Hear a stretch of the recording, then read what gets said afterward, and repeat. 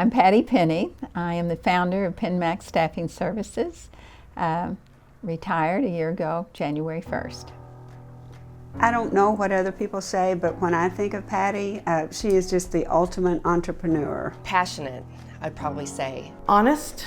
Down-to-earth, loving person. Inspirational is one. Energetic.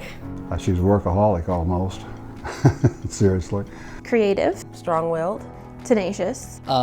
Very scary at times. You know, she's a problem solver, that's for sure. Just has a way, a magic about her. She definitely has a way when she comes into the building, into the room. That enthusiasm she has is contagious. Thoughtful.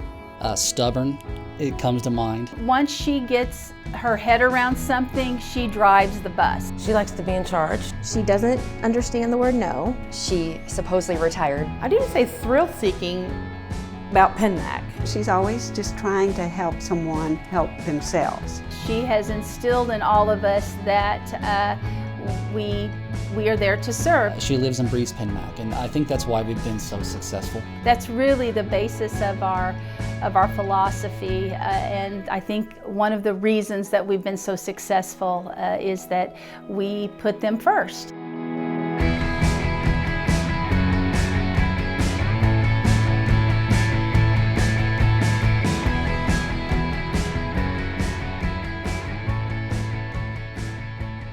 I was born wanting to be in charge. You can call that leadership or you can call it bossy, whichever you prefer. Well, Penmac was started in 1988 by Patti Penny here in Springfield. First of all, I wanted freedom, that is big, to do my own thing. And I had been working since I was 15 for someone else. And I got tired of having a boss, and I didn't feel really appreciated in my job that I had. And so her husband Al told her to do what she knows, and she knew how to find the right people for the right jobs. You know, Al's the one that led me to the staffing industry. It was called temporary help then. And it was a match. So when Patti started the company, she actually had a partner whose last name was McKenzie. And so they took Penny and Mackenzie and made Penmac and had Penmac personnel, and later we became Penmac Staffing. Her first client that she had here at Penmac fell through. Something happened in the beginning that caused me not to have any business when I opened the doors. I had thought I had business, and a company reneged on me. I think it scared the living daylights out of her, but she forged forward. They'd already gotten a loan and was moving forward. After that, my bank burned and had a fire, and so they knew my situation was very difficult because I had zero business, and so they asked if I had a group of people or some workers that could come and clean it up. Well, of course I didn't, but I told them I did. I said, sure. And then I called my son's football coach and I said, hey coach, can you send me over some guys? I need to clean up this bank. And he did, and they were happy.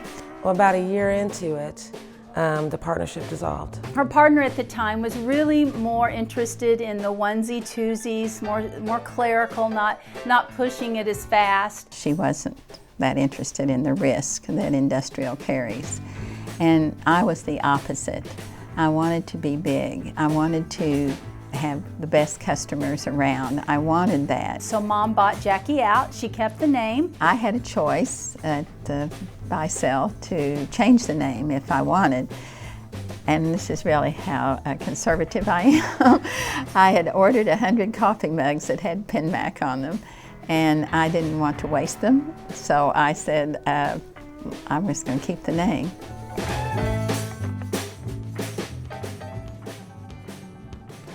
Mom quickly saw that to make money in the business, she was going to have to get some volume. So that's where she started pushing some of these bigger light industrial companies. I started going out in Nixa, just roaming around and asking people if they needed help with their hiring. She basically just grew the business on her own and, you know, door to door, making cold calls. She would just get out of the car and start walking, hitting every door along the way is exactly what she did. But my big breakthrough was really diversified plastics in Nixa. According to Patti, we were the ones that helped her get started. So, and we've worked with her ever since. Whenever I would need somebody, I'd come in at 11:30 and I'd be short of employees. and I would call her on the phone at 11:30 at night. And I would go get them and take them down. And we did, that went on for a long time, just making sure that all the shifts were covered. I don't know where she got them at 11:30 at night. Apparently she had a phone book or a phone pad or something beside her 24/7. When you complain about how hard your job is, she tries to remind you that she did it all from the beginning as far as taking people to work. I don't think any other staffing agency would do that or would have done that. So I think she was trying to get her operations up and going, and she was doing everything she could to do it.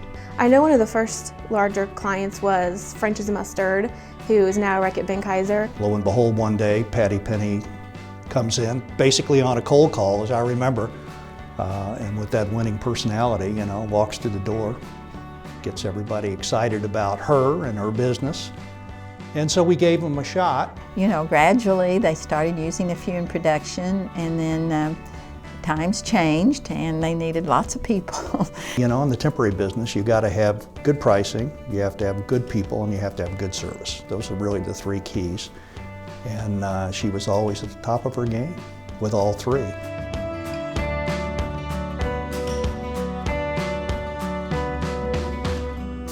I remember early on, she would give candy dishes to all of our clients. She always came with some kind of a freebie. That's my fun thing.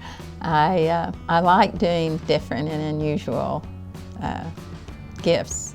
I really like to get attention. And then that was her reason to go back to our clients to fill up their candy jar. About half the time it was something to eat, as I recall, which was good. Well, I never got any because the people got to eat all of that, so I got left out, but I heard about it. From that, it got to be a little crazy because I like holidays too. We've made Christmas cards before where we've tied little bells on the end of them. We're talking thousands of them. And the thing I noticed about that, I would deliver them, and the next day I'd start getting a phone call. Silly or not, I always got results with it, so we continue to do it.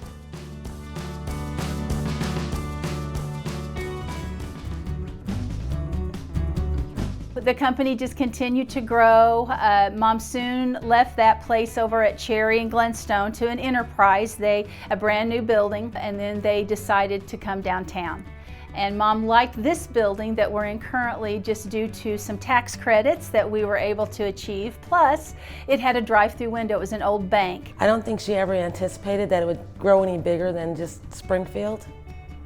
But, you know, obviously we're in 8 states now. So in 25 years to have 29 offices in 8 states, that's pretty amazing for a privately held / ESOP company. If you're in the midst of that, you don't really get it. I mean, you're working so hard that just one day somebody said, well, Patti, I think you would qualify for the Inc. 500. And I said, what's the Inc. 500?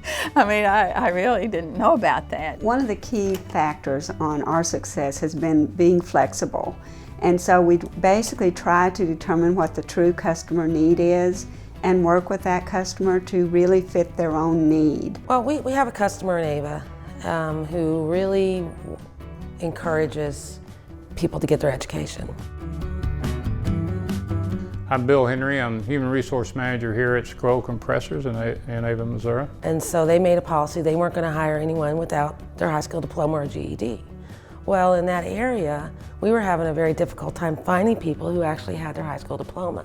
So many people do not find success in high school for various reasons, but there is an answer. They can go back and they can get their GED classes. So I went to the superintendent in Ava and I asked if it'd be possible for us to start offering classes through the high school. And his comment to me, I will never forget, he said, no, I have no interest in that. He said, those kids, I think he said, had their opportunity once and they didn't take advantage of that, and I have no interest in doing that now.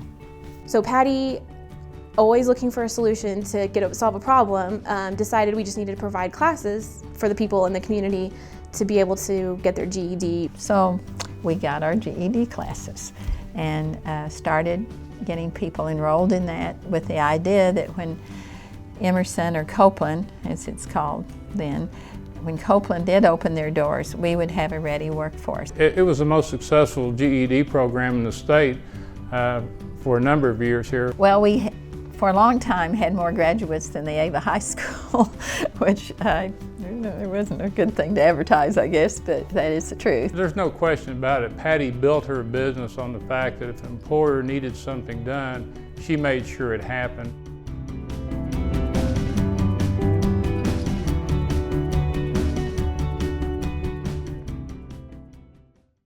If you can help someone be better, be happier, be a better person, then that's all you really need. Hi, my name's Timothy Twitty. Oh, when Tim came in our door, he was this bubbly, very happy young man. I've been working here for 15 years now. I've held various positions. When he came in, he wasn't sure what he wanted to do.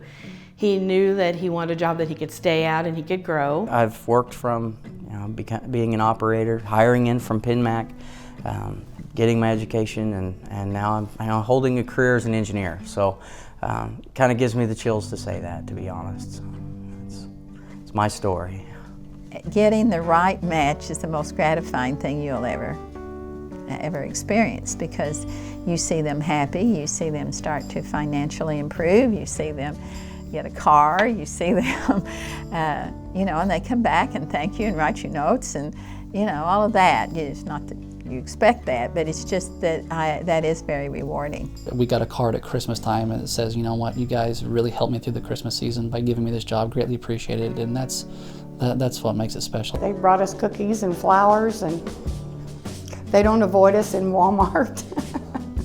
At the end of the day, if we have put one person or 10 people to work, we've helped them, we've helped their families, we've made a difference. It's the most gratifying thing. It's the best kind of work.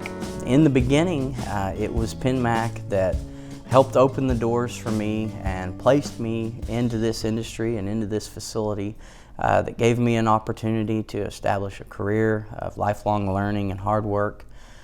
So I would have to look back to those 15 years and say thank you to Penmac for offering me that opportunity.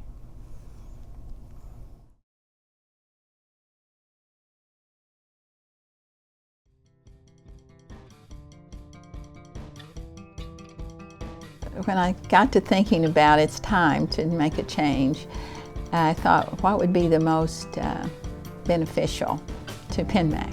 We looked at selling it, but the thought of that was really not very appealing because people sometimes lose their jobs when they consolidate, so we didn't like that. She didn't really want to sell it to somebody else, so she thought, you know what, if I'm going to sell it, I'm going to sell it to our employees. Well, I was surprised when it was announced that we were going to be an ESOP. I thought, what a tremendous gift that Patti has given to all of her employees. It was just very exciting to think that by investing in Penmac and working hard to make Penmac a success, you would someday personally reap those benefits. We want to grow, we want to prosper, and of course we want Penmac to be at its very best at all times. And the ESOP company is just another added bonus for us to already come in, do the job we love, and appreciate it. The beautiful thing about it is this is a freebie. Okay? Basically, you do not, as an employee, have to put any money into the ESOP. And so to me, it was just a beautiful plan that not only helped the sellers, but helped every person who works for Penmac. It just seemed to me, if you have these wonderful people dedicated to making Penmac be successful, why not let them get the reward? And I don't think anyone fully understands, maybe Leanne does, what that's going to mean down the road, but if you keep Penmac successful, then it'll be a dream come true for a lot of our employees. Placing people first means two different things. Number one, we place people pretty quickly. That's the nature of our job. On the surface, of course, it means we can get those people to the workplace quicker than anybody else and better than anybody else. Getting them there first is very important, because if we don't fill the job, there are many competitors that will fill it.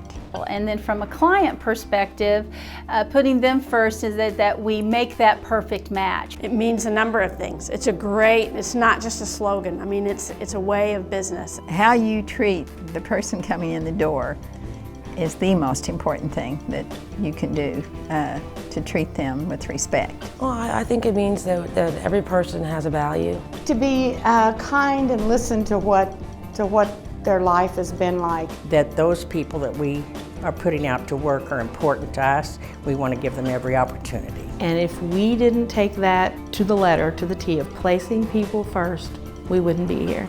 To be successful at Penmac and to carry forth our vision, you have to be a servant.